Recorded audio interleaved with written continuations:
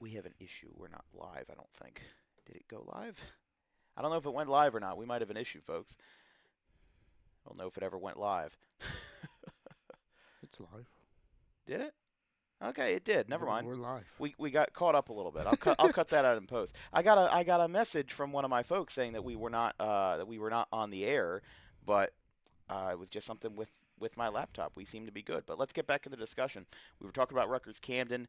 We're excluding that from the discussion for right now, but we're going to talk about top 10 South Jersey high school first ballparks. David, you want to start? I don't know if you want to start from bottom up, top down, whatever you want to do. Yeah, let's go. Let's go 10-1.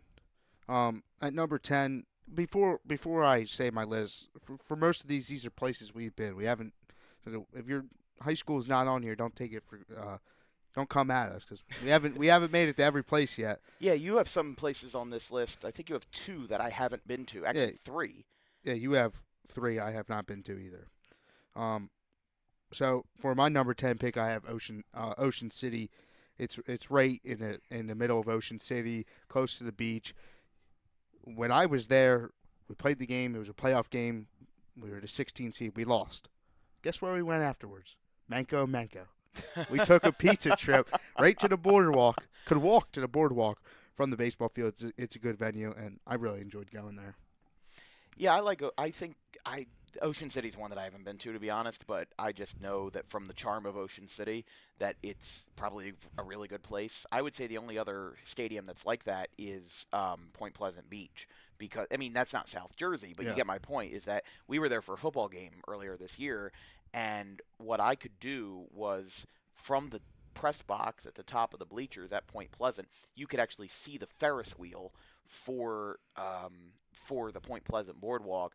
And the thing about it is that the Point Pleasant boardwalk is equal with the ground, so it's not like Wildwood because I go to Wildwood Yeah. every year, and Wildwood's got that elevated boardwalk where you can walk under it. The patrol cars can go under it. For Point Pleasant Beach, you're level with the street and with the beach.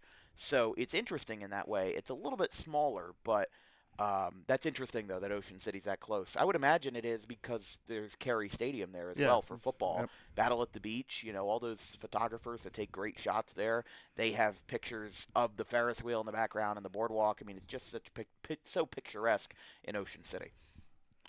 Do you want to do your number 10 or? Yeah, let's do that. Let's do that. My number 10 for this list is going to be Wildwood. So we were just your number 10 is a Yeah. shore town, my number 10 is a shore town.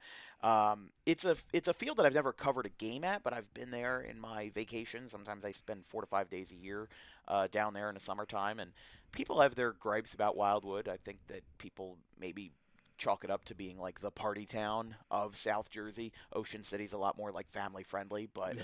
I have found with how dense Wildwood is that the fact that they were able to cram a ballpark into there and a football field over, I believe, I forget what it's called, but that's where Wildwood, the Warriors, play their games.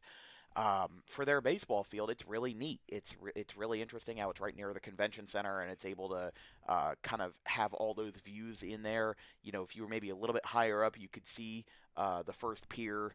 Everybody else calls it the third pier, but when I was growing up, the pier with the wooden roller coaster was the first pier, Yeah.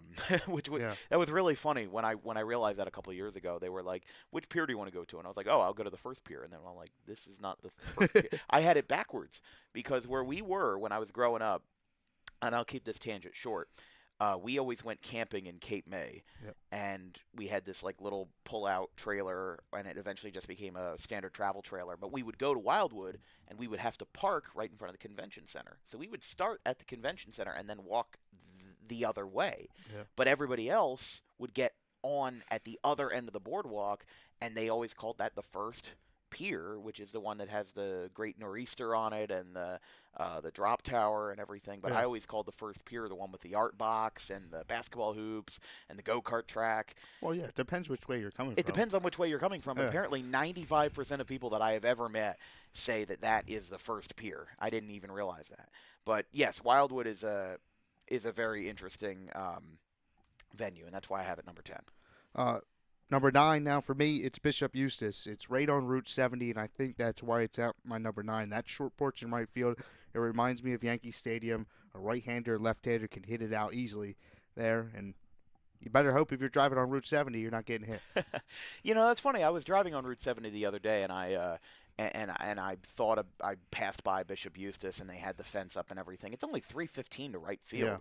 We had a game there in May, and Aiden Ryder hit one out the opposite way for Cherry Hill West, and it was so interesting because it's like we don't have many ballparks that have unique dimensions. Like a lot of the ballparks on this list are just straight up, left field foul pole, right field foul pole, so on and so forth. But Bishop Eustace actually has an interesting, dichotomy, and it's a lot like Audubon in a sense, where it has something blocking its way. It's not unique because it wants to be unique. Yeah. It's unique because you can't exactly push a baseball fence back onto a highway.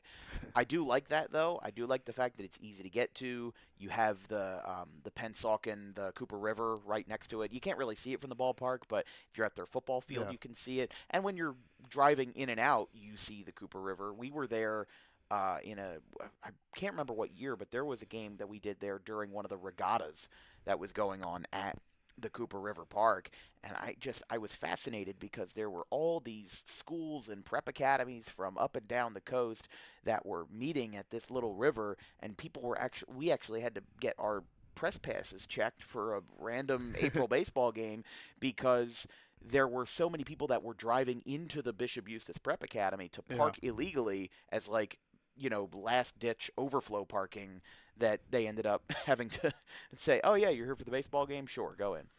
Every time I've been to Bishop Eustace, head coach Torpiano, he might be he cares about that field so much. He's always out there with a hose, working, putting in 24/7 hour work. Of that field is beautiful, and that's why it's my number 9. My number 9 is another Cape Atlantic field. Actually, my 10, 9, and 8 are all Cape Atlantic fields. I have Buna. I have Corolla Field. I think it's interesting in the sense that it's pretty standard when it comes to the actual dimensions. It has some interesting cutouts down the line. If you look at where their scoreboard is, it's actually not in the outfield. It's down the third base line and it's in a little bit. So if you were a right-handed hitter that drilled a line drive down into the corner and it tripped over the foul line and it was a fair ball, it can actually hit a little divot in the corner and have some weird ricochets. Kind of like Citizens Bank Park in a way, where you have those fan seating areas Yeah. and then they curve back in, so they create some interesting hops. Buna is kind of that way, and also there's a farm out in left center field with some horses on it. And I remember in 2023 we did the South Jersey Group 1 final. Audubon and Buna there. Buna won that game 8-4. Joey Kurtz, I believe, had a 6 inning performance. It was a fantastic game by Buna, but in that game, I remember I'm looking over my shoulder and I see just two like beautiful horses, with really fluffy tails that were swinging in the wind. I I couldn't really believe that, and I was thinking if a home run ball goes out to left center field, is the horse gonna like pick up the baseball and try to just fling it back? I don't know, but Buna's my number 9. I think that it's a really interesting field, and also with the fact that it's not really near anything, sometimes that rural area actually creates a really interesting ambience to the stadium. Going on to my number 8 is Tom Trotman Field, home of the Cherry Hill West Lions. Um, there's no particular reason I have it at number 8, but I think it's just they just redid the dugouts a couple years back. I think that really uplifted the field. The dugouts were a little aged, to put it blunt, but the field it's deep, left to right, and you park up on like a hill and then you walk down. They got their batting cages there as you walk in. It's just really well taken care of, and I liked playing there in my playing career. The only thing I would say Cherry Hill West could improve on is have where that parking lot is in down the first base line, have like some steps built Yeah, on top of the grass. agreed. Because I mean, I have to carry my equipment cart down there, and sometimes I get a metal rod in the back of my ankle. So that would be the only thing I would improve on. But otherwise, I mean, it's a great venue, and I also have Cherry Hill West on my list. I have it a little bit higher. Yeah, But again, like the 5 through 8, I could probably interchange because I just think of them very highly. I don't really have a particular rhyme or reason to it, but I would agree with you. My number 8 is Vineland. I believe that's the last Cape Atlantic. I had 3 Cape Atlantic on there, 8, 9, and 10. Vineland is a place where I've only been to for summer league games, but I love the atmosphere there. They have a 2-story press box that really just shines from the rest of the field because it's like 10, 15, maybe even 20 feet up. And as a broadcaster, it's great because they have the perch in left center field where VPS Broadcasting does their home games, and you can see almost a professional camera angle from left center field just over the pitcher's shoulder. I was talking with Tad Kozaneski. He's the Sterling coach and also is the director of TV 19, which is a local cable channel here in the area that's won several Emmys for its fantastic production. But one of the things he says is that the perfect camera angle is out in left center field just over the pitcher's shoulder. And what does Vineland have? Left center field right over the pitcher's shoulder. Not to mention the fact it's very well maintained. Even in the summer when it gets really, really wet and it just rains all the time down there in Cumberland County, it still is a nice venue. The grass is very well kept. The fences are all the way 8 feet around. I believe it's 330 to the poles and 400 to center. It's uniform in that way, but it's just so well maintained that it makes my list for its presentation and for its view. Because you also have a row of like pine trees from left field to left center, and it just whether you're behind the plate, whether in the outfield or wherever you are in the stadium, it looks really nice. Our number 7s are the same with the Bog, home of the Clearview Pioneers. Last episode we had Nick Coor on. And he mentioned that they're doing renovations to the field and putting up a permanent fence. Right now they have that temporary fence out there. I'm really excited to see those renditions and stuff like that, the upgrades that he was talking about, because that venue is good. I've been there once. You've been there plenty of times for games, and they have the temporary fence, and then they have like that brick wall that you sit up on, and it gives you a good view of down. It's really nice. Yeah, it's a great view for the fans. It's a great view for broadcasters. It's another one of those places where we can have, if you watch one of our broadcasts where we're not at eye level or head level with the players, it's a place that gives us a really good professional camera angle, and that's just from the behind the scenes production aspect of it, but from the fact that it's the Bog. It's, a very interesting thing where not many venues are lower to the ground instead of higher up.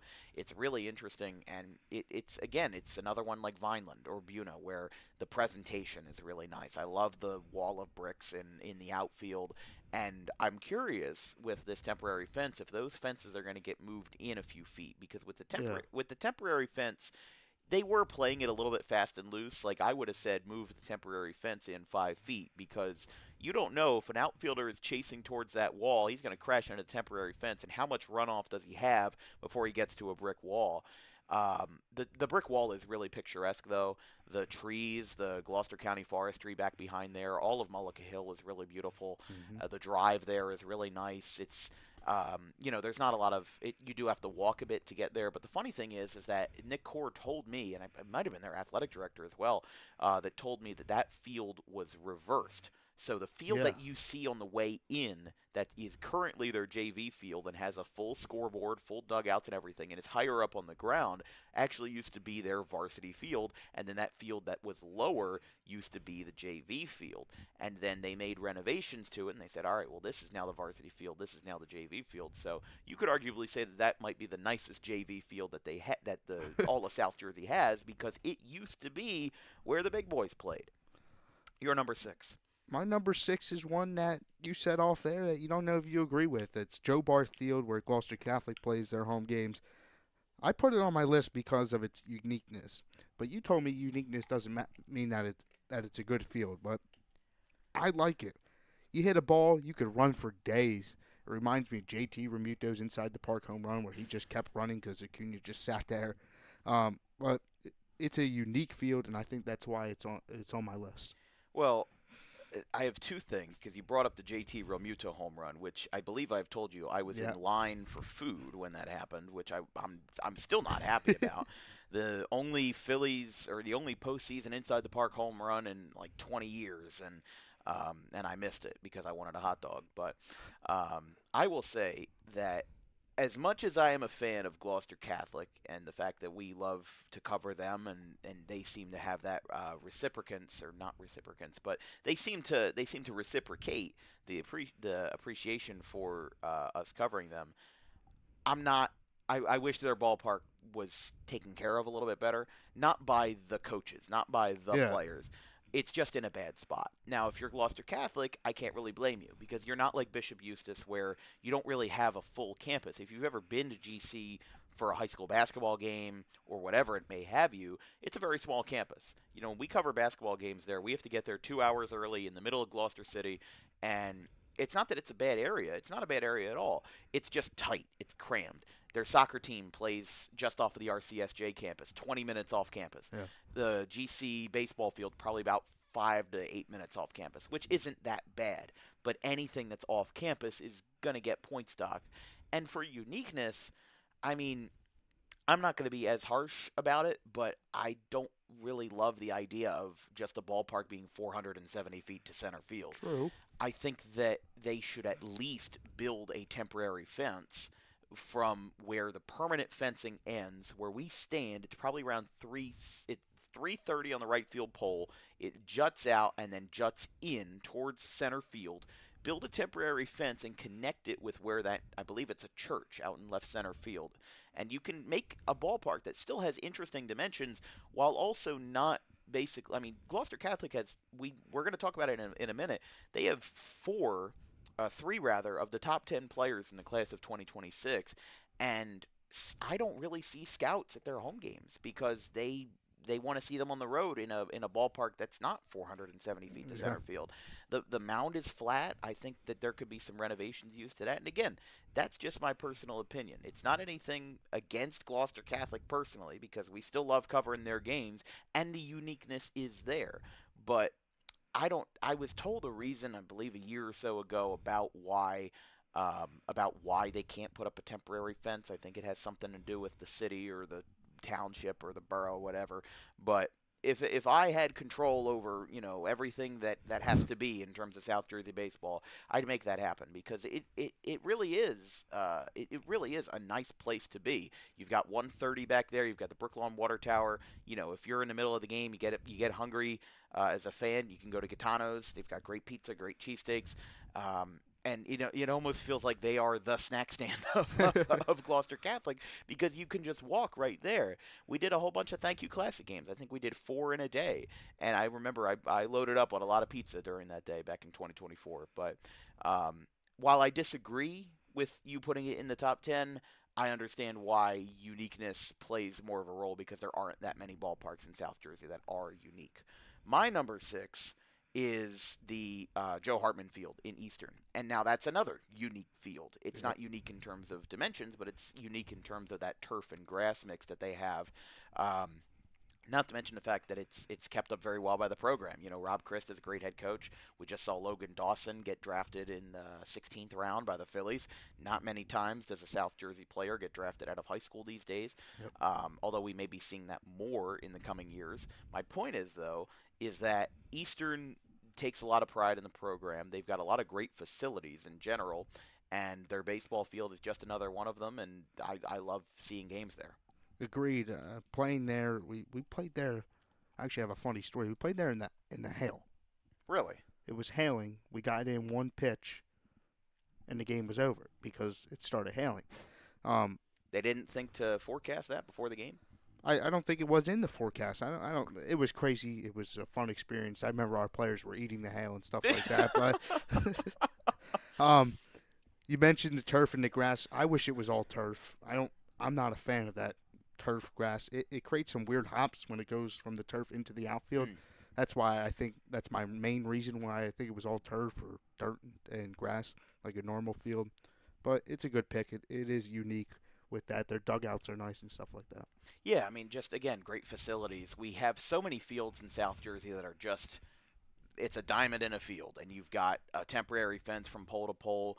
I like a field that has at least some structure to it, and again, that mix of the compounds. Yes, it creates some weird hops, and with you playing in the Olympic Conference, you probably, I mean, they weren't in the same division, right? Seneca No, was in the they're in the National, American. Yeah. and Eastern, and along with like Cherokee, Lenape, stuff like that, they've always been in the American. So you guys would only play them once a year, and I guess they would alternate. So No, you only, what was that, your we senior played there. senior year? No, we played them. We played there twice. Okay, Yeah. at some point, Yeah. yeah. That's funny though. The players were eating the hail. But when I was just wrapping up playing in my like 8th grade year, a lot of the players got in trouble because we had a field in Mount Ephraim where we would play our junior league games, and there were players that thought it was cool to take a Gatorade bottle like this. Not like they were the bigger Gatorade bottles, Yeah. but they liked the fact that you could squeeze the bottle and the ones that you could squeeze and like get Yeah. it to just go. So what they did was they went in the dugout, and maybe this is unsafe, but uh, let me say the structure of the dugout itself was not very strong. But on the roof, it was put together in a way where the nails were sticking straight down. Now, this is an old dugout, wooden dugout that's been covered in rain and algae and whatever, and the players would just go up there and they'd stick the Gatorade bottle right in the nail, and then they'd drink out of it. And when the coach saw that, and when I saw that, I'm thinking in my head, all of these kids got to get tetanus shots because they are sticking a plastic Gatorade bottle with the cap on into a rusty metal nail, like a badly rusted metal nail, and just drinking out of it. And I'm thinking, man, I don't think a lot of my teammates are going to go to Harvard, but but I'll tell you who is Brett Gable. But no, no. But all jokes aside, I mean, listen, baseball stories are great and they're fun, and that's why we cover them. But your number 5 is a park I have never been to. Number 5 is a Cal team, Cedar Creek. For me, that campus is beautiful. You walk in, I thought I was on I've been there once. We drove in on the bus for a playoff game. I thought I was on a college campus. It's nice. It's a newer school, and their field is like in the back, tucked away. It's really nice. I have not been there, but I do know. I know they're a part of the. Well, first of all, they're one of the newest public high schools in New Jersey. They opened in 2010. They're a part of that Greater Egg Harbor District, which has Absegami, which opened in 1972. Absegami, Oakcrest. and And we've been to Absegami together, and that's a nice campus. The baseball field's a little bit under my top 10. I'd say it's like maybe top 20, just because it's like hike. It's nice, but it's definitely out of the way. I think the bullpens there are unique, but did you play Cedar Creek or did We played Cedar Creek. Yeah, that was 2023. Okay, yeah, I've never been there, but if I ever get a chance to go down there, that would be really nice because now that I know that it's a really good campus. My number 5 is a field that you mentioned earlier, Tom Trotman Field. I do like the fact that it is pitcher friendly. We don't have a lot of pitcher friendly ballparks in South Jersey. Haddon Field's up there. I believe you have Haddon Field on your list. I don't, but I think that that's for other reasons, including the fact that as broadcasters, we just can't get a good internet signal out there. True. Cherry Hill West, though, because remember, I'm using a little bit of different criteria. I'm thinking of what's the best place to visit as a fan, what's the best place to visit as a player, and for me as a broadcaster, that plays a role as well. But for Cherry Hill West, Tom Trotman Field just has a lot of history to it. There's a lot of pride in that team, and McMaster really makes sure that his players are those to upkeep the field and make it really nice. The grass is very well cut. I believe it's 404 to center field. Yeah, it's deep. And I believe that's deeper than Haddon Field, which is 402, 401. Point is, though, is that you got to really slug a ball to get it out there. I think the only thing going for it in terms of hitters is that sometimes the wind likes to carry out that way, but you have the school in the backdrop, the big Cherry Hill West, and you've got a lot of things right around at the American Legion post back there. Pretty much everything's pretty close together when it comes to their athletics. You've got the football field right across the street. But for a pitcher-friendly field, you've got really nice grandstands behind the dish. You've got really well-done dugouts. I love how Cherry Hill West does that. Big starting lineup board. Pittman did the same thing. But Cherry Hill West, just a really all-around great facility. Agreed. My number 4, you just mentioned Haddonfield. It's in my list for various reasons. It's off campus, though parking is tight there, but it's pitcher friendly. That's one of my reasons. The bullpens are nice. The batting cages are really nice. It's like a turf layout there. But I think my main reason, it's got a bathroom. Not a porta potty. It's got a brick building bathroom, which you don't find. Not a lot of baseball fields. No. Basketball, we see it. We go in the school, but it's nice that Jim Spicer Field Yeah, I believe it's Russ Spicer. or Russ The Spicer. Russ, So Russ yeah, Spicer Diamond, yeah. sorry. Yep. Well, he's one of the few. He's one of the few head coaches that I believe has over 600 wins in South Jersey.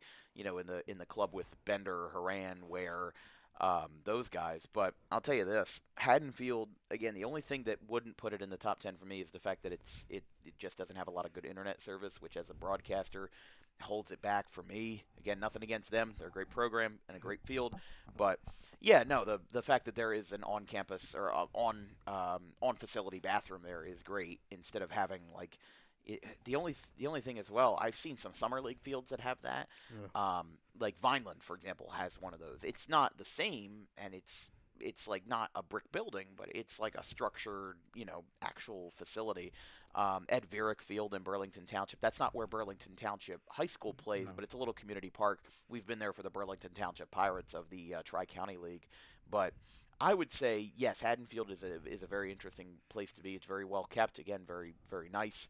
They have a little bit of a similar setup to Cherry Hill West with the backdrop and the backstop as well. But my number 4 is Kingsway, Ryan K. Ionelli Field. I love everything about Kingsway's campus, from the football field to the basketball court to the baseball diamond. I love the fact that they have the continuous grandstands from dugout to dugout, Yeah. and it just curves around instead of being 3 separate sections. It's very well done. Um, Not necessarily a hitter's or pitcher's park, pretty neutral in that way, but I love how their dugouts are. It's really, really well kept, really modern. And the backdrop in the outfield, when we're standing behind the plate, there's a lot of room for people to walk around, so you can walk from dugout to dugout without really getting in anybody's way. And in addition to that, there's a lot of room for scouts. I mean, we were at GC Kingsway, again, GC Kingsway. We saw GC Kingsway twice, when GC was home and when they were away, and I saw a lot more scouts at the game where Gloucester Catholic was the away team. Yep. Now, how much do you want to factor that into just where they were at the time? It was early April. Who knows? But I will also say Kingsway is pitcher friendly in the sense that it is not pitcher friendly in terms of dimensions, but it's pitcher friendly in terms of the mound. It is a mountain of a mound. We saw not Braden Lipoff, excuse me, Jackson Smalletz, who's now at Coastal Carolina. He pitched there. He had a 6 inning gem, struck out like 11 batters, and his velocity was up like 2 to 3 miles an hour compared to his home, where it was basically like you're throwing off of a flat ground. So Kingsway is definitely something where if you got a road game at Kingsway, it doesn't look that appealing at first, but it's very well kept, and I love the atmosphere of it. My number 3 is also one that you have on your list, Bordentown. It's an all-turf field besides the batter's boxes. Correct me if I'm wrong. The batter's boxes are dirt. Yes. Yeah. But the grandstands are behind home I plate. believe the batter's boxes and home plate, the surrounding circle, is Yeah. dirt, and everything else is turf. They put up a moving fence there because they also play soccer on that field. But it's got the scoreboard in the back. The grandstands are behind home plate, and you walk up like stairs to get to the baseball field from the parking lot. It's really nice. Bordentown, I have it higher up on my list, but my number 3 is Audubon. Now, listen, I'm going to get some comments. I'm going to get some emails about my hometown bias. We are recording this in Audubon right now. My hometown, my high school, where I've lived for the past 20 years, is Audubon. But I will ask that you hear me out, because it is a field that really has so much charm to it in addition to its history. The 8 state championships that Audubon has is, I believe, either the most or second most of any public school in New Jersey. And the history that they have is reflected in the field. In the outfield, there is a metal baseball with stitches and blue text that says state champion this year from 1975 to when they won it most recently in 2012. But what I would also say is that it's a little bit like, what am I saying? I don't know where I lost it, but it's a field that is affected by its dimensions. Bishop Eustace, there we go. It is affected because of the track out there. There is the high school track that recently got renovated, and it creates an interesting effect where the left field foul pole is about 325. It then juts out to the deepest part of the park that's 365 in left center where the scoreboard is, and then it goes over to the right on an interesting angle. So it's advantageous to people who hit the ball to dead center and people who hit the ball to right center. It's relatively equal if you hit it down the lines, but it's only disadvantageous if you hit it to left center field, which even then it creates like triples alley Yeah. almost because it creates some interesting ricochets. The ball slid under the wall a couple times. It's really interesting in that way. And then again, the history. Hank Greenberg Field, it's a place where you can get to super easily. Parking can definitely be a little bit of an issue, but the fact that you can hit a foul ball and it can land in somebody's front yard is a thing that not many high school venues have going for them.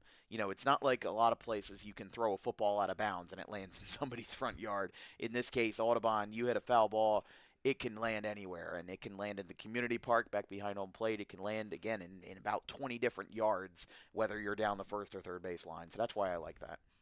My number 2 is Egg Harbor. Went there for the Diamond Classic in 2024. It's deep there, but it's nice. It's got like a high fence, not super high like the Green Monster, but it's got a high fence. It's got a scoreboard right center field. The dugouts, they have like a metal benches in the back and then in the front, but you kind of stand up on the benches and you overlook the field. It's really nice. I would recommend going if you could. I will have to because I drove by Egg Harbor Township High School when I went to American Ball Hockey Alliance gig in Mays Landing, or it might have been in Egg Harbor actually, but I drove right past it on my way there, and I was like, oh, this is actually a really nice campus, and it's a little bit like Absegami Yeah. or Oakcrest, where it's like a big campus, and you drive in and you see like this winding road. Stockton's the same way. If you've ever been to Stockton's college campus, you have to go through like 5 minutes of forest and trees to actually get to the location. But I will say as well, Egg Harbor seems like a place where they're always facing tough competition. I mean, they were 12-13 and they finished last in the Cal American last year. Yeah. So I don't like to talk about results too much or like actual stats and scores when we talk about the ballparks because, for example, in major leagues, everybody loves PNC Park in Pittsburgh, but they don't have a lot to show for it over there. So my number 2 is Bordentown. We touched on it before. They just built this past year really tall grandstands, like 10 to 12 rows deep, that create a really high, really nice angle, like a bird's eye view of the field, and then that mixed use as well, where if they move the fence away, they can turn it into a soccer field. If they move both fences away, then they just have a wide open space, and not to mention that all of that is elevated Yeah. from the parking lot. Because you walk up those stairs. Yeah. And the football field is over there. It's shifted over. The field hockey, well, I mean, they play field hockey on there as well, but they host the NJSIA Field Hockey State Championships. Yep. I knew that from our good friend Brian Tortella, but they have everything going for them. It's a smaller school. It's a Group 2, but they have state-of-the-art facilities, and to have it all, every single outdoor sport that you could ask for on one rectangle or one square in the middle of Burlington County is really cool. Yeah. And then our number ones are the exact same, Alcyon Park in Pittman. I don't know. I mean, if you were waiting for Alcyon Park to show up, well, here you go. It was the number 1. I don't know if a Think lot it's of the people would obvious have choice. said. I just think it is. It's just got such great charm to it. It's beautiful. There's a reason why the biggest tournament in South Jersey finishes up there. It's just cool. You drive in. Parking is a little tough there when you have a big game, but it's a good place to be. It's a fun place to be. Right. The parking can be a little bit tough, but I also don't know what else. Like, it's not like Rutgers Camden where I can say, okay, make this into a parking lot, Yeah. make this into a parking lot. In Pittman, everything is also so close together, but you also can't like knock down the forest to make a parking lot.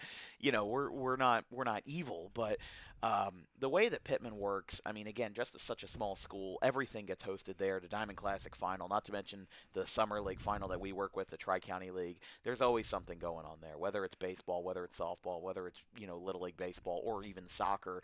The park itself is so picturesque. I'd say it's probably my top 3. Like, ignoring sports in general, it's one of my favorite parks in South Jersey, and it's just so picturesque, whether it's during the spring, summer, fall. It also seems to hold up really well.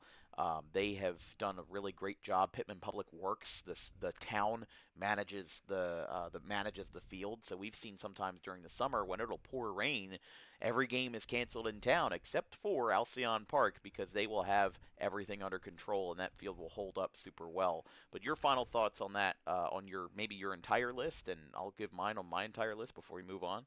Yeah, there's probably some we missed. Like I said, it's really the places that we have been to. You have some honorable mentions. I don't know if you want to mention those. But I think all these ballparks, every ballpark in South Jersey has its own traits, has its own pros and cons.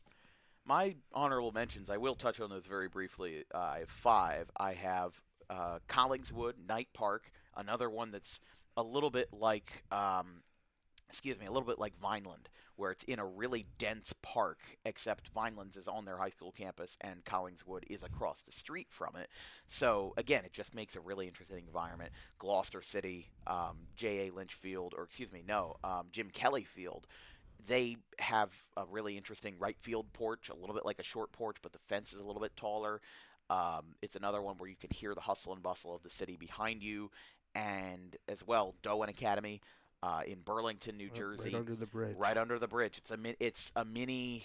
It takes the same idea from Rutgers Camden a little bit, where you've got instead of the Ben Franklin Bridge. Yes, the Ben Franklin Yep. Bridge. You've got the Burlington Bristol Bridge, one of the smaller ones, but still makes for a pretty interesting venue. And then Cherokee, I like the way that you can walk up to it. You can go through the ravine a little bit and find your way there. They've got a nice little rock face behind the dish, and there's not much special about it otherwise, but still, for the standard of venue in South Jersey, it's a good one. And then West Effort Union Field, I like a field that has lights. I like a field that regularly hosts night games, and West Effort's one of them because we don't have enough night games in South Jersey for baseball or in anywhere for baseball in high school general. Is that where the goats or something got into? Like, The Gophers. uh, Yes, we had the Gopher fight 3 years ago. Man, it's actually 4 years ago now because it was 2022. We were on break. It was Audubon and West Effort, and in that game, I look to my left and I see some animals fighting in the middle, right underneath a shed, and they were just two gophers that were just going at it. They were not happy with each other. But David, we got very carried away with yeah, talking about South Jersey venues, but that makes for great material for our Instagram and for people to debate on. And speaking of debate, we've got a debate, the Diamond Classic. The Diamond Classic is something that has been celebrated by people in South Jersey for many years, and it is the premier South Jersey tournament to determine, almost like if there could be a true South Jersey champion, it will be crowned in May at Alcyon Park. However, the recent format definitely brought up some eyebrows. The seeding being 1 through 32, but not being a straight seed 1 through yep. 32. That's something that we'll talk about. I think that I remember Gloucester Catholic was the 1 seed last year, and they played Cherry Hill West, which was the 27 seed. I honestly I want to see the reasoning behind why it was 1 to 32. And I don't want to be too harsh because I have connections with a lot of these teams. I Yeah, have connections with people that are involved in the Diamond Classic. I just don't love the idea of reinventing the wheel in anything. Whether it's the college football playoff, whether it's March Madness and expanding to 76 teams. Like the Diamond Classic's the same thing. I am maybe a traditionalist.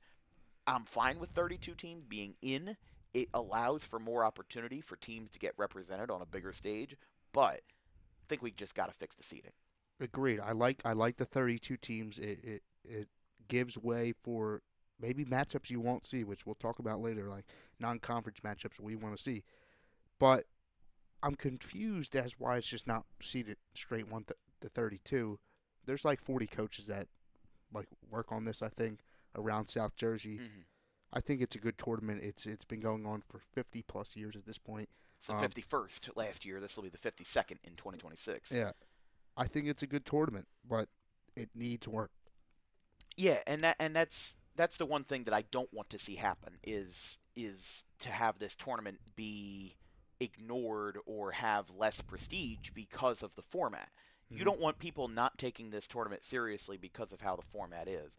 And for example, Gloucester Catholic, they ended up playing the 1 versus 2, which is Cherokee, in the quarterfinal round. That mathematically shouldn't happen. No. If everything made their way, it probably could have been Gloucester Catholic and Cherokee at Alcyon Park instead of, I mean, they played at Alcyon Park, but it was in the quarterfinal 5 days before, and Cherokee won that game 4-1, and then they lost to Haddonfield, which was the 24 seed. Now, should Haddonfield have been the 24 seed? Probably not, but they also were just on a great run that year, and hindsight is 2020. So I'm not going to revel too much in the fact that Haddonfield was a low seed because Cinderella runs happen all the time. Yep. But I mean, Cherokee was the number 2 seed, and they played the 32 seed, Middle Township. The Eastern was the number 5, and they played Doan Academy. If everything was seeded in the way that it should have, the number 32 seed, which was Middle Township, should have played Gloucester Catholic. The number 2 seed Cherokee should have played Vineland. The 30 seed Doan Academy should have played St. Augustine, and so on and so forth. But they ended up getting matched up 1v27, then 1v11, which was Clearview over Cinnaminson, and then we got 1v2 in the quarterfinal. And I think that if I'm correct, the Diamond Classic format was made in a way that it was randomly seeded in terms of groups, and that way I believe it was the top half of the bracket had a way easier margin to get to where they were than the bottom half. So basically, the bottom half of the bracket was a dogfight with all of the good teams, and then everybody else just kind of got stuck in the middle of nowhere. Well, correct me if I'm wrong. The format changes every year, does it not, or is it the same? I don't think it was intended to change every year, but I think that it just happened to be that way in the last 3-4 years. Because it's been, when I first started covering South Jersey baseball in 2022, when I was a sophomore at Audubon, it was just 16 teams, straight up, no doubt. Yeah. And Audubon was good that year, and they didn't even make it in. They were on the cusp of it, but they didn't even come close. I'm looking at the 2022 bracket, and the 1 seed was St. Augustine. They played Paulsboro. They won that game by 1 run, 6-5. And then we had Delran Cherokee, Shawnee Pittman, Maple Shade Kingsway, Gloucester Catholic Buna, Cherry Hill West EHT, Lenape Mainland, and Haddonfield Northern Burlington. And that bracket ended up ending with a 1v7 final, St. Augustine over Lenape. So I am not the kind that's going to say to reinvent the wheel. I'm not going to say we should cut back on teams because, again, Doan Academy had a really good start last year, and they ended up finishing strong as well. They won their division. They went 7-0, 15-7. Whether you want to talk about strength of schedule, that's a discussion for another day. But the fact of the matter is that they played really well, and they deserved their seat at the table. And I'm sure that 32 teams, there's some people that are like, oh, that's too many. I don't think so. I think that's the perfect amount. For what it's worth, we should be playing more baseball games. And the way that it is that if we just reshuffled this bracket into 1v32, we would have a fantastic tournament with a fantastic group of teams, but it's just the numbers. That's where I get tripped up, is that we should not have the 1v2 in the quarterfinal round. That should be saved for the final. I think that was the biggest argument last season. People did not like that. But I think the other thing we need to mention is the quarterfinals and semifinal rounds were played in one day. Can't happen. No. I mean, David, you're a former player who played at the varsity level. I did not play at the high school level. That is, I think, a softball kind of dichotomy. Well, those games are quicker. There's 6 innings. Yeah, they're so much quicker. And I think that's where people get tripped up, is that, like, in college softball, every single game is a doubleheader. If RCSJ is playing Delaware Tech or Cecil College or Camden County, doesn't matter what it is. Every single game is a doubleheader. And if it's not, they're playing multiple games in a day. But in baseball, the game's a lot slower and it's a little bit more physically taxing. So for pitchers, it's almost impossible, in my opinion, for teams to win the Diamond Classic if they do not have deep pitching. And sure, you could say, well, that should be a prerequisite to being a contender for the Diamond Classic. But we shouldn't force the hand into, you can't win if you don't have this because we're playing 2 games in one day at one venue. I think that really overcomplicates things, and I'm not a huge fan of that. Well, I think that's why Haddonfield did it in a nice way. They went with, openers, well, not against St. Augustine in the quarterfinal round because Rowe went 6 innings and then Faust closed it off. Yeah, both teams had their starters go 6. But Haddonfield for most of the year they went with an opener and then went to their bulk guy to save pitchers, which I just don't understand why the quarterfinals and semifinals had to be in one day. You could have played it Saturday, Monday, championship on Thursday. Well, the thing is for me is that Cherokee, they beat Gloucester Catholic. First loss of the year for Gloucester Catholic Yep. after they lost to Clearview in the regular season, but they were on a 14-1 run. That was their second straight loss, and it ended up being one of 3 losses that Gloucester Catholic had all year. They beat GC in the first round. They throw Henry Radbill for 6 innings. He goes 100 pitches, strikes out 9. Cooper Birdie finishes the job. He gets the save out of the pen. Then they go to play Haddonfield, and they have to throw Brett Gable all 7 innings because they have a lot of pitching, but apparently, I guess not a lot of them were ready. He threw the entire game, all 5 runs, including a 4-run second by Haddonfield, and he walked 3, struck out 5. Otherwise, a respectable performance. But I mean, they had Parker New. I guess they couldn't have gone with Birdie for a second game. I Well, don't know how the NJSIA rules would let's see work. something. That was on Saturday. Saturday, May 10th. Well, yeah. Yeah, the pitch count might have been messed up. Yeah, well, they played a lot that week. They played Lenape, Shawnee, Morristown. Yeah. So they had, well, and then the first round and the second round were only 2 days apart, which isn't wrong by any means, but that's what I'm saying is that Cherokee from May 1st to May 10th played a grand total of 7 games in 10 days, which for a college program is probably fine, but even then they don't play that much. No. I mean, seven games. In addition to the fact that Bordentown was on the road, they were the road team in that game. They played that game at Eastern, and then they played at Alcyon. It's a lot of traveling. I've traveled from Pittman to Cherokee. That's a good 45-minute drive. Yeah. And then they had 9 days off. They played Eastern. That was the 10-inning classic that we did on the 19th, and that was a fantastic game. Logan Dawson went 8 innings, but my point is, without getting too much into the nitty-gritty of it, is that I feel that there is a better way to go about it. Have the first round be, my solution would be, have the first round split across 3 days. Have it on, let's say, for example, using the calendar of this. You can play your games on April 29th, April 30th, or May 1st. Now, it seems like about 80% of the teams played on the 1st. A decent chunk played on the 30th. Reserve Saturday, May 3rd for your second round game. I am completely fine with having the second round at a neutral site. We did 2 games at Timber Creek. We did Delsey Haddon Heights, and we did Eustis Rancocas Valley. Both were good games. I am completely fine with the neutral site thing.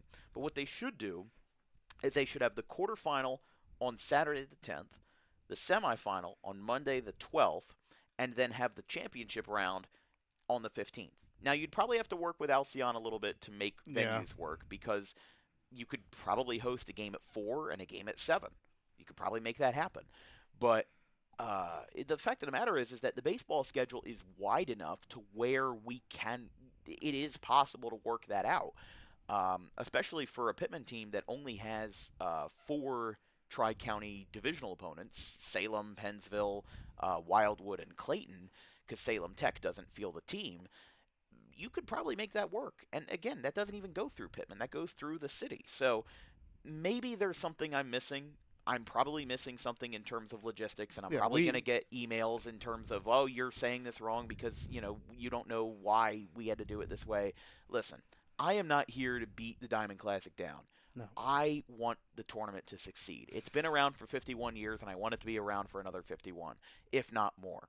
But I don't want to. I saw a lot of people in my circles and on the circles of South Jersey reporting kind of tune out the Classic a little bit because they couldn't understand the format. If it's something that somebody needs to sit you down and talk to you to understand how the format works, it's not a good format. No. And that's my opinion. Agreed. It's a good tournament, but again, it needs some revamping. It needs some work. It needs deep conversations going into this year. That's our Diamond Classic debate, ladies and gentlemen. Now we're going to get into the good stuff. We have gathered a couple of schedules for this season, and the one that has been on our minds since the beginning is a potential Game of the Year candidate in mid-April. It's Gloucester Catholic and Governor Livingston. Now, we don't have the full schedule for GC. We do have the full schedule for Governor Livingston, but they're not South Jersey. This is a part of the Autism Awareness Challenge at the North Brunswick Community Park in Central Jersey, and it's scheduled for 1 p.m. on April 19th. Now, these are two legendary head coaches, in Joe Barth and Chris Roof, and another. First of all, Governor Livingston, an undefeated season last year, the first team since 2007 to do so, and the first public school since 1981 to do it. And back-to-back state champions. Yeah, Gloucester Catholic and Governor Livingston. This is a matchup that will be talked about for a long time, and very happy that this got done. But your thoughts on this matchup being scheduled? Yeah, I think it's good for the state. It's power on power. It's state champion versus state champion. It's legendary coach versus legendary coaches. It's Division I players versus Division I players. There's going to be a lot of media attention on this. I wouldn't be surprised if there's a national media attention on this. It's going to be fun, and even if we don't get to broadcast the game, I want to be there. It's going to be really, really fun. Trust me, I'm going to be sending out a lot of emails trying to get that to happen. But, I mean, Gloucester Catholic, they went 24-3 last year. I mean, they beat teams that are really good like it was nothing. They beat St. Augustine 14-5 in a coaches versus cancer game. Now, whether you want to talk about Jerome Avenue Park and what you think about that, it's whatever. They beat really good teams, and they went all the way. I mean, they won the state championship 7-4 over Pope John. I believe it was last year, 2024, that they mercy ruled, and they did. St. Thomas Aquinas, they won 10-0 in the state championship final round. It takes a monster to mercy rule in the state championship. It's something that you don't see that often, if at all.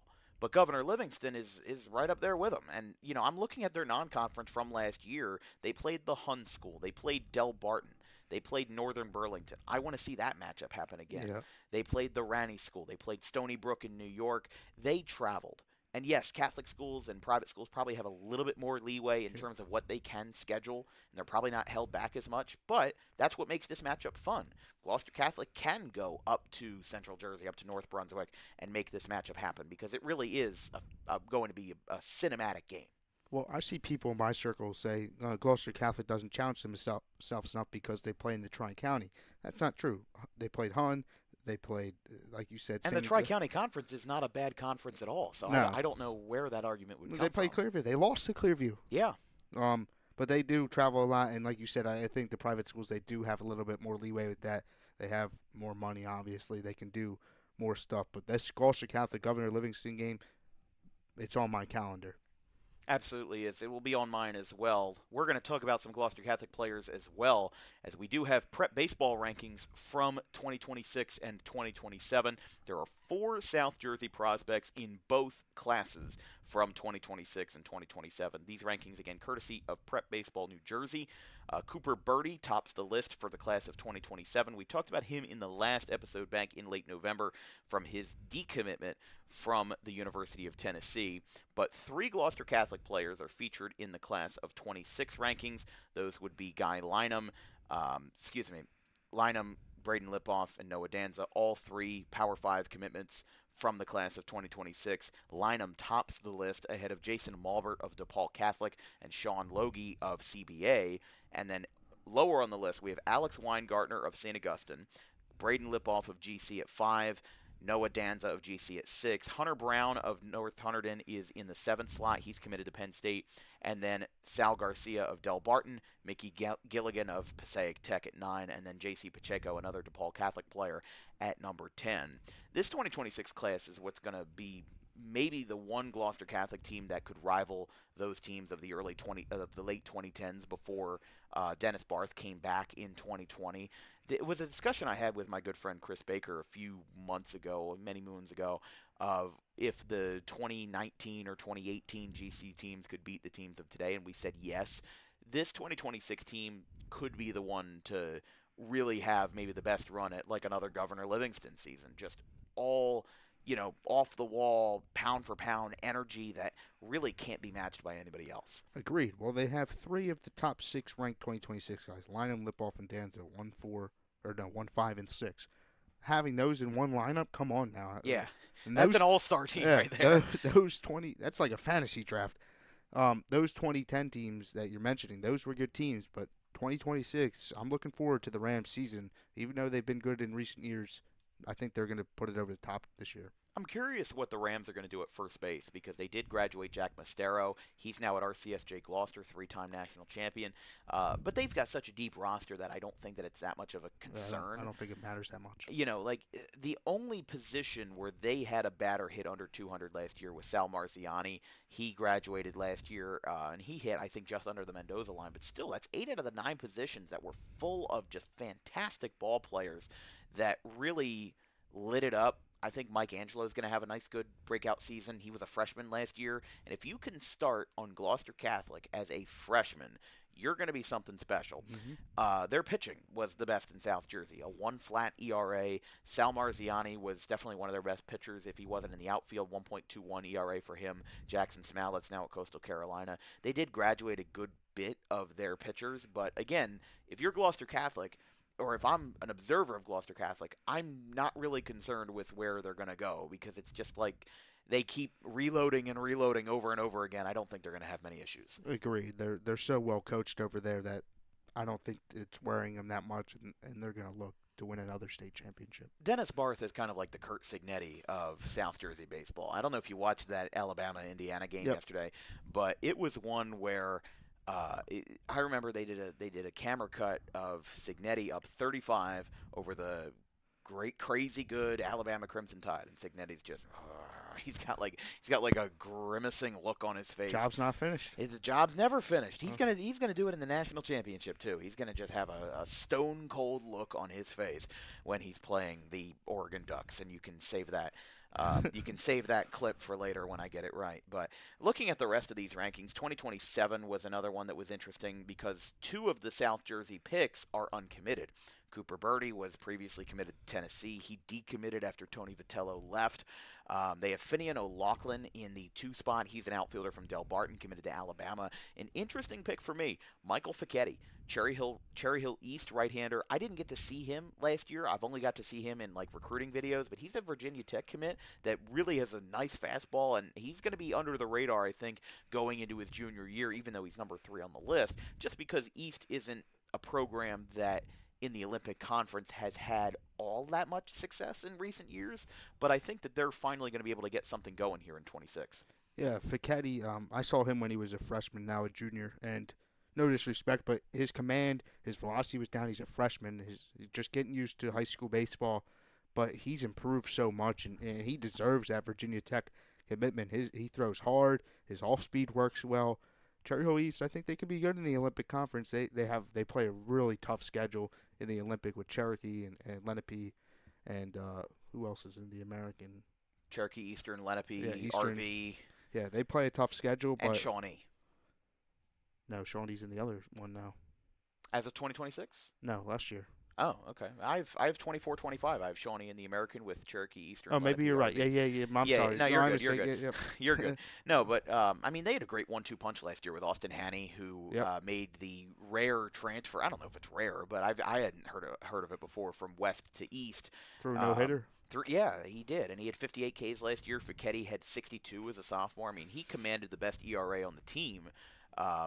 And the only guy that was even close to him was Tristan Perry, who was a senior who only had 11 innings of work. So Ficchetti's going to be fun. Yep. He could even command as a two-way because he hit almost 300 as a second baseman. I believe we saw him versus Rancocas Valley in early April, and even though he didn't pitch in that game, actually, no, he did. He went 5 innings and struck out 3. So I was wrong on that, but still, he's a great pitcher, and I think that his junior year is going to be fun. On the rest of that list, as we were saying, Ricky Lopez, Ranney, shortstop, committed to LSU. Kyle McBride, Del Barton, right-hander, committed to Wake. Braden Longo, Mount Olive, outfielder, headed to Rutgers. Alex O'Dude, the Cherokee catcher, who hit a homer in that first-round playoff game we were at, he's committed to Arkansas in the SEC. Jack Nichols, the Haddon Heights right-hander, who I believe has gotten up to 96-ish on his velocity as a junior, he is uncommitted at this time. And then the final 2 are both Del Barton players. Kurt Friedrich committed to Penn State, and Stephen Panulo committed to Boston College. Yeah, Jack Nichols of Haddon Heights. I got to see him last year in the first-round playoff game against Seneca. He came in relief. Haddon Heights was trying to save their best guys for the second round against Overbrook, but Nichols was good. His fastball lively. His curveball had a good break, a good snap to it. He went 4 innings in that game, 4 hits, didn't give up a run, struck out 7. Got no decision. Jake Dillon picked up the win in that game, but Nichols, that was as a sophomore he was doing that. Junior, senior year, that's gonna be good. It's going to be fun, and I think that Haddon Heights is going to be fun to watch in the Colonial. He's another guy where I'm curious how his home mound is going to treat him in terms of how he is. But again, I'm probably completely wrong on that. I mean, these days, if a scout is going to recruit you, they're probably going to look at you in a situation where you might be on a travel team, or you might be at a scout day. Or some kind of camp, something where you're in a neutral site and Oh, you're not in that environment. So that's the way that I see it. I saw a video by Baseball for Performance Center down in Egg Harbor Township where he was hitting like 96. I think his command is the only thing that's holding him back right now. He could probably be a little bit higher on this list by the time he gets to his senior year, but Haddon Heights is a very good guy in their court, and they have been a pitcher's school for a while with guys like John D. Costanzo, who went to TCNJ, unfortunately battled Drew some injuries. Harris. Drew Harris at George Washington. There's a lot of great players that have gone in and out of Haddon Heights, and with their coaching staff, it's been fun to watch. So I'm curious how they can handle Nichols for his junior and senior year. Yeah. Haddon Heights, they're gonna be tested this year. Haddonfield, their arch rivals, always out for blood against them, but Group Two, like we mentioned in the last episode, it's always a flip of a coin. But I think Haddon Heights they can go deep again because Collingswood lost a lot who gave them a run for their money last year. Mhm. Miles DeVincentis now at Rowan. So we'll see what the Garnets can do. And Audubon's always going to have some guys, but they had a massive senior class last year, so there's going to be some questions about that, and there's going to be some uncertainty about that. They had 13 seniors graduate across all levels, and there's a lot that is going to be So missing. at 13 is a lot, but that's even more at And a I Group think, 1 school. yeah, and I think that they had, out of those 13, I believe 6 of them were in the starting lineup. So including Tyler Wiltsey, who's at Rutgers, and Nick Calandros, who's now at Rutgers Camden. But for only a 10-team conference, I mean, the Colonial Conference is the smallest in all of New Jersey for baseball. 5 teams in the Liberty, 5 in the Patriot. You have Haddonfield, who went 24-6 last year, and they had a decent amount of seniors. They had guys that contributed a lot and ended up graduating, but they still have James Rowe. They still have Will Solak. Those are still 2 of their best pitchers, and they both had sub-2 ERAs last year. They had Martin Faust, who also had a sub-2 ERA, rather, a 1.43 mark. He graduated this year. But when I look at their lineup, I see a lot of juniors in there. Caden Price is still around. I see James Rowe, still a two-way player who's in there. And as we mentioned, Will Solak. So the biggest thing for them, they had Griffin Clark graduate, one of the top catchers that I would say in that bracket. They had Leo Nelson graduate. He was a solid hitter who was really good at plate discipline, gathered a lot of walks last year. But they still have Jackson Gayer. He's going to be a junior this year. He's going to be a good utility man who can, just kind of be where the team wants him to be. So I think that just a little bit off topic, I think Haddonfield probably has that division for the taking unless West Effort makes a run. But all 5 of those teams had an above 500 record. The worst team in that division, just by statistics, was West Effort, and they went 16-11. So it's a very stacked division. But the one thing I wanted to touch on before we moved on outside of the prep baseball rankings and we go into our final point of the day was the perfect game rankings were actually a little bit different. Now everybody makes different rankings, so there is a little bit of a different contrast to it. But I always thought it was interesting because they have a Mulbert of DePaul Catholic as number 1 in their class of 26. They have Weingartner, who was number 4 on the prep baseball rankings, at number 2. They still have Sean Loggy at number 3. They have Sal Garcia moved up from 8 to 4. Braden Lipoff goes down from 5 to 6. And then Noah Danza, who's in the 6 slot, is all the way down in the 9 slot. And then Guy Lynham, the number 1 player, the elephant in the room, they have him listed as 12th. So I personally disagree with that, but that's why everybody makes different rankings here in New Jersey. Yeah, everybody has their own opinions, right? It's one of the reasons I don't like rankings because it's so much different from the other people's rankings, Right. and that's why you get backlash on it. Yeah, I mean, I used to make power rankings for South Jersey baseball, and I would just quit because every single time people would be like, well, why do you not have this team here? Well, listen, you can't be perfect. Think about the AP poll. People complain about the AP poll every single week. People complain about the rankings in the college football And it playoffs. means nothing. Like I mean, yeah, like it's a poll. It's an opinion. It is what I put on my Instagram is, or your Twitter or Facebook or whatever, that's my opinion. Perfect Game is going to have a different opinion and a different outlook than Prep Baseball. Same vice versa. I'm going to have a different opinion than both of them. You're going to have a different opinion than both of them. Just like we had different opinions on the rankings of the top 10 South Jersey baseball fields. I disagreed with your pick for Gloucester Catholic. We agreed on some things, and we both agreed at the number one spot was Alcyon Park. So there's a lot of nuance in there. But we'll slide over into our last selection of the day, which would be some non-conference matchups that we would like to see. Now, obviously, we are not wizards, and we cannot control everything that there is about South Jersey baseball, but we have picked some matchups that you and I think would be fun to watch, and as we know of right now, do not happen. You have your first, which you put down Haddonfield and Cherry Hill West. Yeah, I think that would be a fun matchup. Singleton and McMaster are good friends, and actually McMaster, his daughter goes to Haddonfield.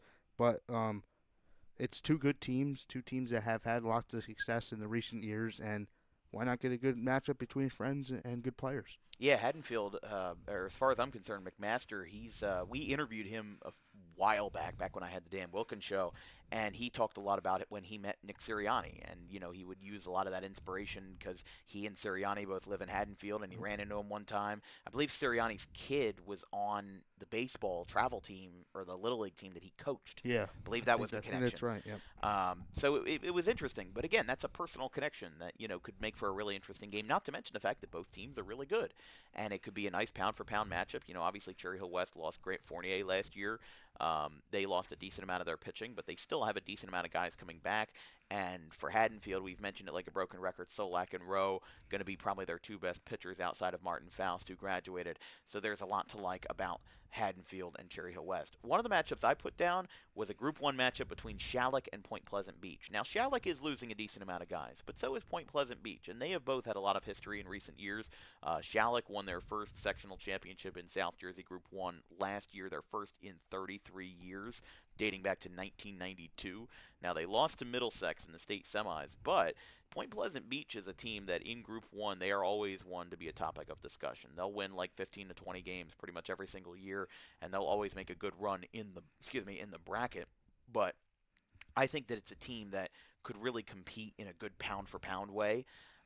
Last year, Point Pleasant Beach, they won their B South division. They went 20-8, and they won the Central Jersey Group 1, they lost the Central Jersey Group 1 sectional to Middlesex, but they're a team that doesn't really schedule a whole lot non-conference-wise. The teams that I see they played 28 games, and 13 of them were in their division, and then a whole bunch of those other ones were in the Shore Conference. The only ones that I can see that are not in the Shore, I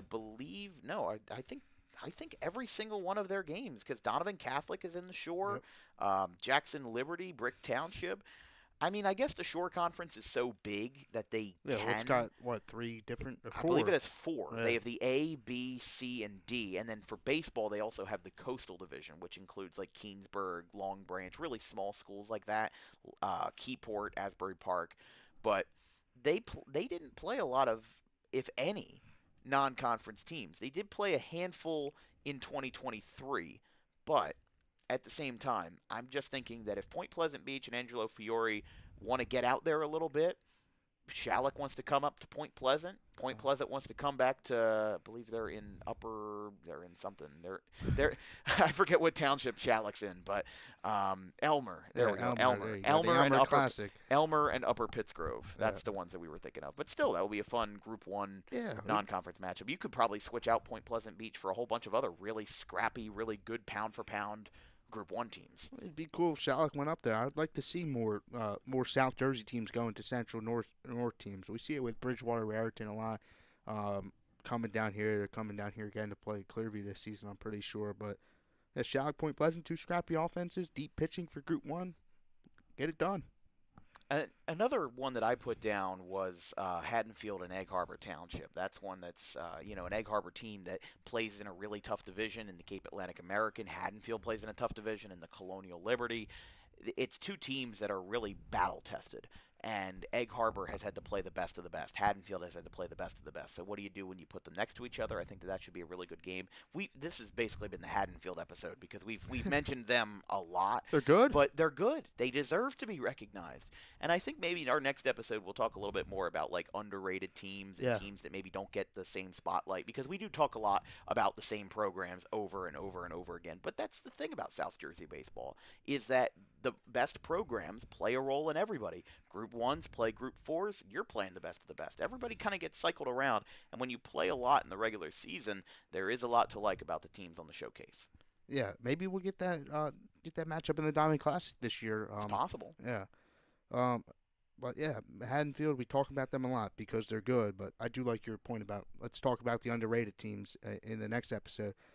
But just point out another matchup that we put down: Gloucester Catholic, Morris Knowles. Morris Knowles has been a powerhouse for last couple of years in Group 3, and they had the kid Dickerson, I think. Luke Dickerson, second-round pick to Washington. Yeah, he broke the Mike Trout home run record for New Jersey. But Morris Knowles, they had a down year last year, and they still won the sectional final. So I'd like to see Gloucester Catholic might be a tough matchup for them, but I think it'll be a good one. Yeah, I think it'll be good nonetheless. And if Gloucester Catholic's willing to go up to Governor Livingston or up at North Brunswick, might as well make a trip to Rockaway up there in North Jersey. But yeah, they went 15-12. The NJAC, while I'm not as familiar with it as other South Jersey conferences, I can see the teams on the list: Mount Olive, Del Barton, Morristown, West Morris, Pope John. I could tell you just from the teams that I see on this list alone that it's a tough conference to play in. And Morris Knowles was third in their division. And when you're playing Del Barton twice a year, that's always going to be difficult. Pope John's always going to be difficult. They have the same conference structure as the Cape Atlantic, where if you're divisional, you play back-to-back, home and away. I have mixed feelings about that, but I mean, some conferences do it and some don't. I think that it makes it, a little bit easier to get familiar with your opponent if you play them twice.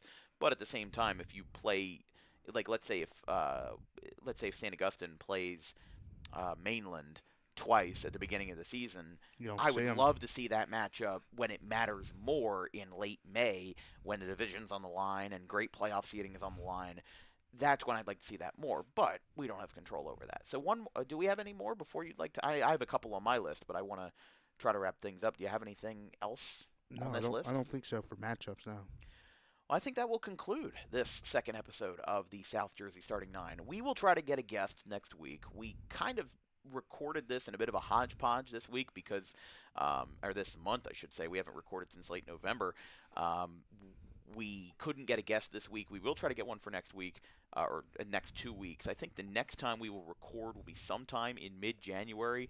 We wanted to do, once every 2 weeks when we got into this in the off season, but honestly, it's just been a really slow off season in terms of news, and maybe the geyser will break, maybe the dam will break. I think when the NJ.com portal opens, or once we get into practice week, I think more news will pop up. Because right now we're deep into the high school basketball season, and I keep refreshing NJ.com to see if something will pop up, but probably won't be until February when we get that. But we will talk about that off the air, and we'll talk about what we want to discuss with you, the viewer, next time we come around. But thank you to everybody for tuning in again and listening wherever you may be coming from.